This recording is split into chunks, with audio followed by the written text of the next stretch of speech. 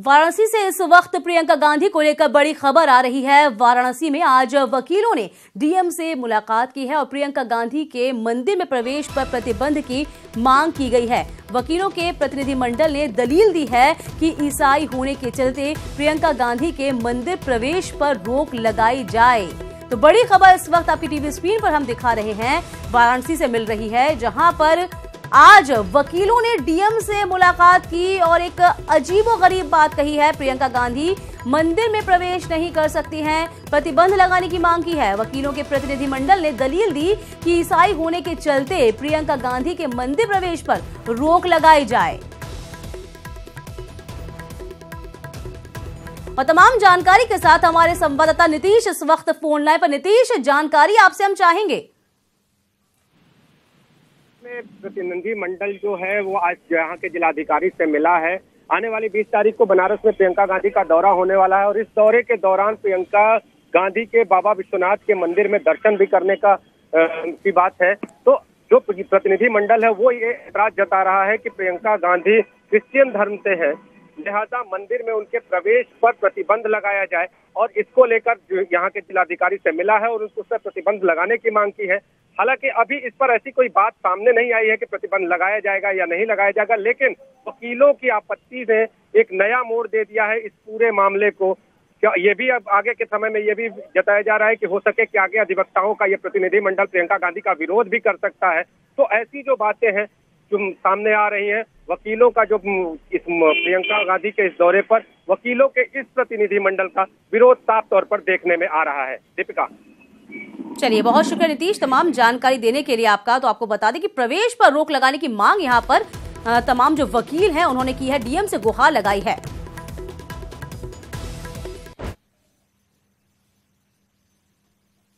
चुनाव सफर में प्रियंका गांधी ने नाव की सवारी पर निकल गई, लोगों के बीच पहुंची तो लोगों ने हाथों हाथ लिया, लेकिन बीजेपी को ये रास नहीं आया। चुनावी मौसम, नाव की सवारी, जलमार्ग से सफर और नाव पर चर्चा।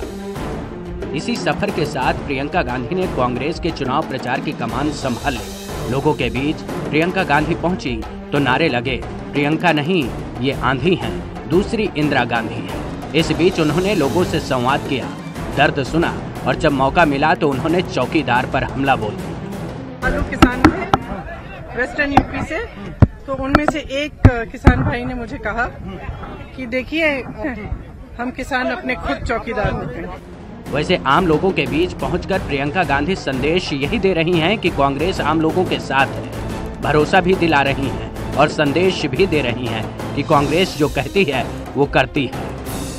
आपने देखा मेरे भाई राहुल जी कुछ कहते हैं उसको करते हैं। मध्य प्रदेश में हमारी सरकार आई, 10 दिनों में किसानों के कर्ज से माफ हुए। वैसे जिस गंगा की बात पीएम मोदी करते हैं उसी गंगा में उतरकर प्रियंका गांधी अब चुनाव प्रचार को धार देने में जुटी है, लेकिन बीजेपी को ये रास नहीं आ रहा, इसलिए प्रियंका को मोहसिन रजा ने बिन मांगी सलाह दे दी कि गंगा पाप धोने के लिए होती है, पाप ढोने के लिए नहीं होती है। और चूंकि कांग्रेस का पाप का घड़ा इतना बड़ा है कि उसको बेवजह के लिए आप गंगा जी पर लेकर जा रही हैं, मुझे लगता है कि पहले अपने पापों का प्रायश्चित कर। मोहसिन रजा तो मोहसिन रजा हैं, लेकिन बीजेपी प्रदेश अध्यक्ष को लगता है कि प्रियंका गांधी को गंगा में सफर करने से पहले बीजेपी को श्रेय देना चाहिए। वो जिस भी मार्ग से दौरा करें वो उनका विषय है। जल मार्ग से दौरा कर रही हैं तो मैं उन्हें सलाह दूंगा कि थोड़ा धन्यवाद उन्हें गडकरी जी और मोदी जी का करना चाहिए कि आज इलाहाबाद से हल्दिया तक जल मार्ग से आवागमन का मार्ग सुगम करने वाली सरकार मोदी जी की सरकार है। श्रेय की लड़ाई के बीच प्रियंका का चुनाव प्रचार इंदिरा गांधी की याद दिला रहा है, क्योंकि 1977 में जब कांग्रेस विपक्ष में थी तो इंदिरा गांधी ने बिहार के बेलछी गांव का सफर हाथी की सवारी के जरिए किया और संदेश दिया कि कांग्रेस लोगों के साथ है। आज प्रियंका भी लोगों के बीच जा रही हैं, बस सवारी का अंतर है, लेकिन संदेश 1977 वाला ही है। Bureau report, news 18। तो चुनावी मौसम है और इस मौके पर राजनीतिक दलों के नेताओं का लोगों के बीच जाना भी लगा हुआ है। और इस बीच हरदोई में रीता बहुगुणा जोशी ने कांग्रेस महासचिव प्रियंका गांधी के दौरे पर तंज कसा है। कि हम लोग पूरी तरह से ट्यून्ड इन है। कोई गांव ऐसा नहीं बचा, कोई घर ऐसा नहीं बचा जब भारतीय जनता पार्टी नहीं जा चुकी है। वो तो अब इब्तिदा कर रहे हैं और प्रियंका जी खुद कह रही मैं पहली बार आ रही हूँ, तभी तो उनका लर्निंग एक्सपीरियंस शुरू हो रहा है।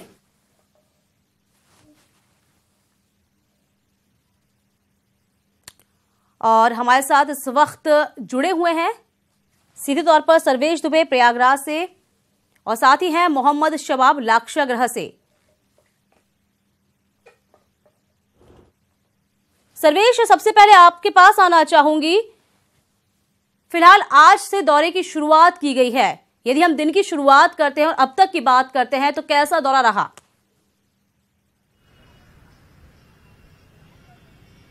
देखिए, आज से जो है प्रियंका गांधी ने अपने सियासी जो लोकसभा चुनाव को लेकर एक चुनाव अभियान था उसका आगाज कर दिया है और साफ संकेत दिया है। इस जलमार्ग के जरिए एक धार देने की कोशिश की है अपने चुनावी अभियान को और उन्होंने संकेत दिया है। हर तरह से सरकार पर हमला बोला है। जहां भी वो गई लोगों के बीच मिलने की कोशिश की, उनसे उनके मुद्दों को समझने की कोशिश की और उनके बीच अपनत्व का एक रिश्ता बनाने की भी कोशिश की। और इस बीच वो सरकार पर हमला करना नहीं भूली जो उनका मेन मकसद था। उन्होंने केंद्र सरकार पर हमला बोला, किसान के मुद्दे पर उन्होंने हमला बोला, बेरोजगार नौजवानों के मुद्दे पर हमला बोला और उन्होंने कहा कि जो वायदे किए थे भाजपा सरकार ने वो वायदे पूरे नहीं हुए हैं। और उन्होंने ये भी कहा कि राहुल गांधी जो हैं वो सच्चे हितैषी हैं किसानों को और उन्हें सच्चा हितैषी बताते हुआ कहा कि जो राहुल कहते हैं वही करते हैं, जैसा कि उन्होंने मध्य प्रदेश में किया है। ये कहने से वो नहीं चूकी और यहाँ पर उन्होंने ये भी कहा कि लोगों के लिए एक मौका है कि लोग सोच समझकर वोट करें, किसे उन्हें वोट करना है। तो इस तरह से उन्होंने लोगों के सेंटीमेंट से जुड़ते हुए अपने पुरखों के इस शहर से प्रयागराज से लंबे समय बाद यहां से चुनावी आगाज किया है। और ये जो 3 दिनों का चुनावी आगाज है ये काफी कुछ कहता है, काफी कुछ अपने आप में बयां करता है। जिन स्थानों से होकर वो गुजरी हैं वहां पर उन्होंने बिल्कुल सर्वेश, ये जो दौरा है अपने आप में बहुत कुछ कहता है। और साफ तौर पर आपको बता दें कि प्रियंका गांधी ने कहा कि वह किसी से कम नहीं है, सबके सामने अडिग होकर वो खड़ी हुई हैं और कह सकते हैं कि अपने पुरखों की भूमि से इसकी शुरुआत की है और उसे सफल बनाने की पूरी योजना है इस यात्रा को। मोहम्मद शबाब भी हमारे साथ लाक्षागृह से जुड़े हुए हैं। मोहम्मद शबाब, आज क्या कुछ देखने को मिला है? यदि हम उत्साह की बात करते हैं, जिस तरीके से लोगों के बीच आज वो पहुंची है, छात्रों से उन्होंने मुलाकात की है और रुकी है कई जगह, 2 जगह वो रुकी भी हैं, अपनी सभा भी की है उन्होंने, तो किस तरह का रिस्पॉन्स देखने को मिला है? और देखिए, प्रियंका गांधी को बहुत जोरदार जो है कांग्रेसियों के उत्साह को देखने को मिला और साफ तौर से जो ऊर्जा का संचार प्रियंका गांधी के इस दौरे ने किया है मेनका वो कांग्रेस के लिए संजीवनी देने वाला है। क्योंकि जिस तरीके से प्रियंका गांधी ने आज पूरा दिन जनता को समर्पित किया, छोटी छोटी जनसभाएं की और लोगों को इस बात के लिए कहा कि आप सोचिए आप किसे वोट दे रहे हैं और ये वोट जो है वो आपका बड़ा कीमती है।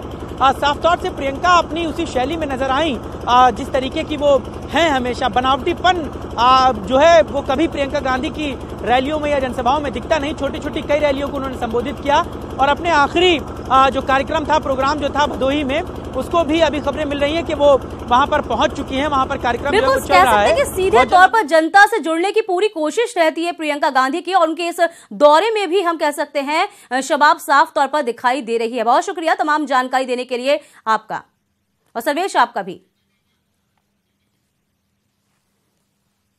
तो बीजेपी को हराने के लिए गठबंधन बना, लेकिन कांग्रेस को गठबंधन में शामिल नहीं किया गया। इसके बाद भी कांग्रेस ने गठबंधन के बड़े नेताओं के खिलाफ उम्मीदवार नहीं उतारने का ऐलान किया है और ये संदेश दिया कि जिस सफर में गठबंधन आगे बढ़ रहा है उसी सफर में कांग्रेस साथ निभा रही है, क्योंकि अखिलेश यादव ने संदेश दिया था कि हम साथ हैं।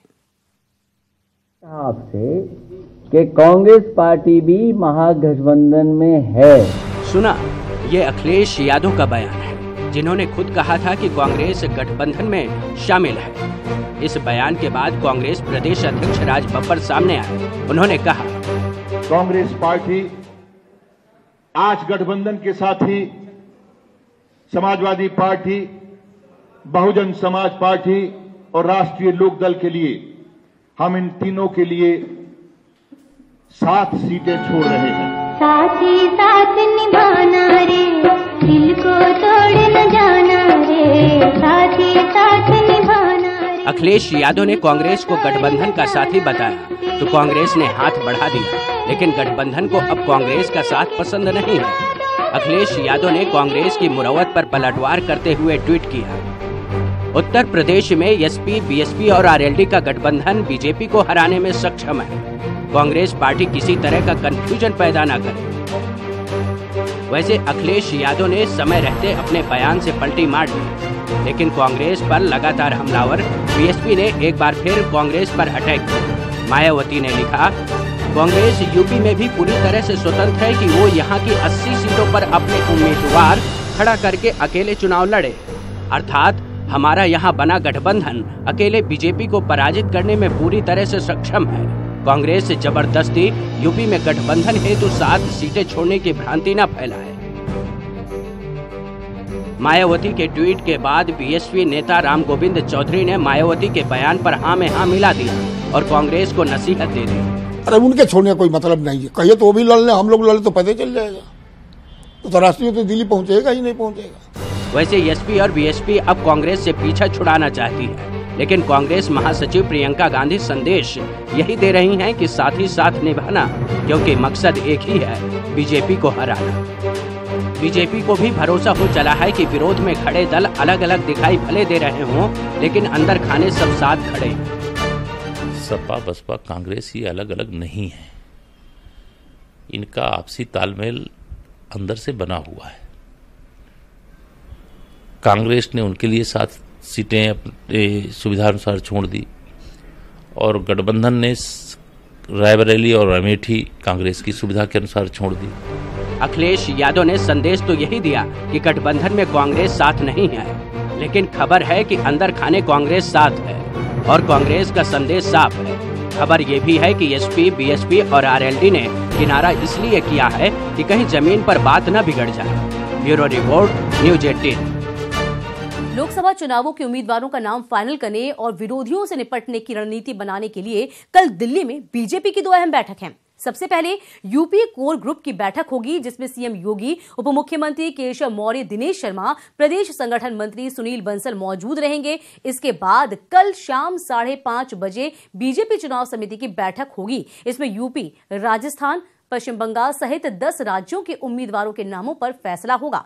बीजेपी अब तक 12 राज्यों के उम्मीदवारों पर चर्चा कर चुकी है और अब कल की बैठक के बाद देर रात पार्टी उम्मीदवारों की लिस्ट जारी कर सकती है। हम आपको बता दें कि ये बैठक कल शाम ही होनी थी, लेकिन गोवा के मुख्यमंत्री मनोहर पर्रिकर के निधन के चलते बैठक रद्द हो गई।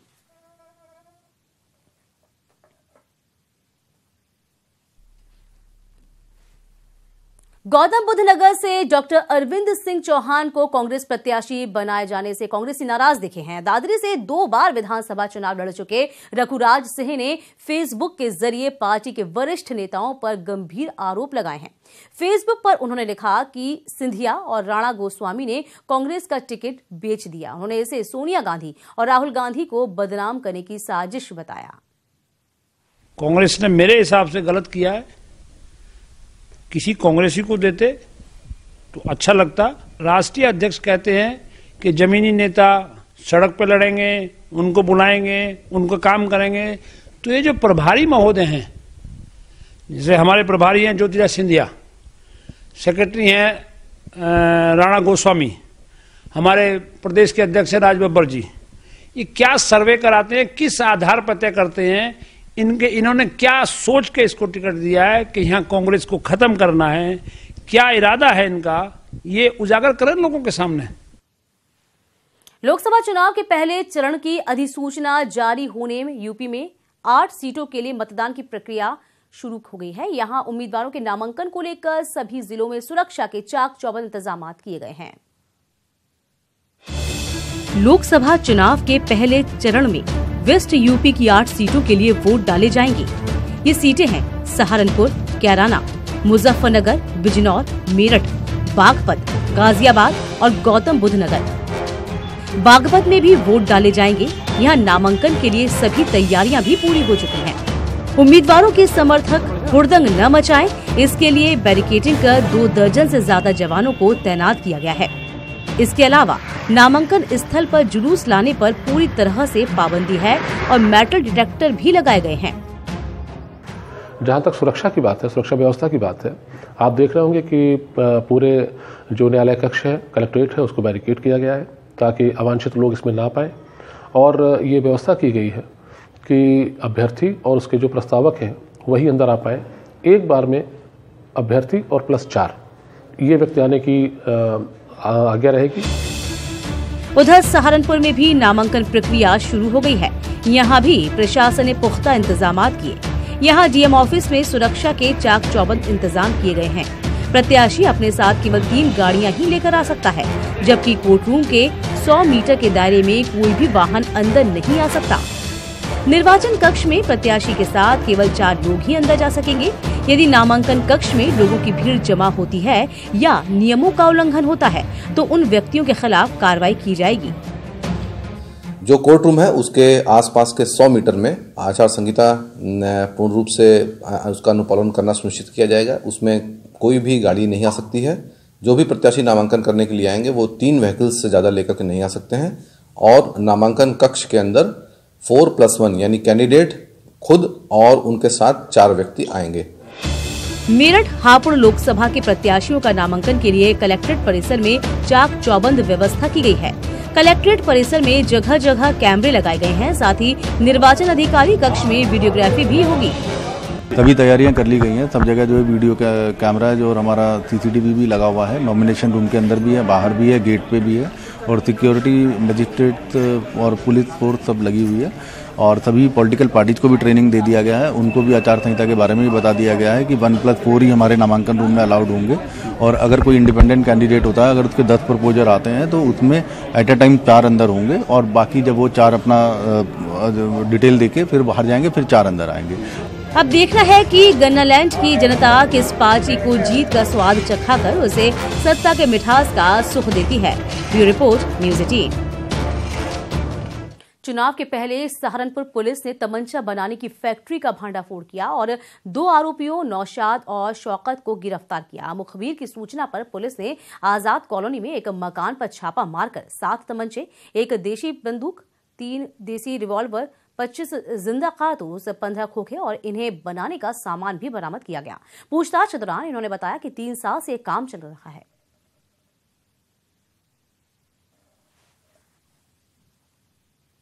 महादेव शंकर और उनकी नगरी काशी अपने अलग अंदाज के लिए जानी जाती है। एक और जहां देश भर में फागुन की खुमारी है तो वहीं काशी के श्मशान घाट पर अलग ही होली का माहौल है। भोलेनाथ का आशीर्वाद मिलता है, मोक्ष का आशीर्वाद मिलता है।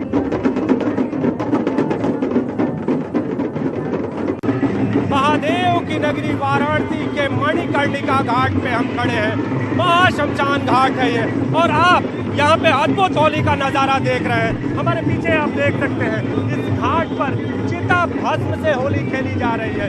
बेहद अद्भुत दृश्य है ये। आप देखिए किस तरह से काशी के भक्त, ये भोले के भक्त हैं, यहाँ पर डमरू के साथ और इसके साथ ही होली की मस्ती में चूर पहुंचे हुए हैं। यहाँ जलती चिताएं भी हैं और इन चिताओं के बीच ये लोग अबीर गुलाल यहाँ पर चिताओं के भस्म उड़ाकर ये लोग होली खेल रहे हैं। मान्यता है कि ऐसा करने से इन्हें साक्षात भोलेनाथ का आशीर्वाद मिलता है, मोक्ष का आशीर्वाद मिलता है।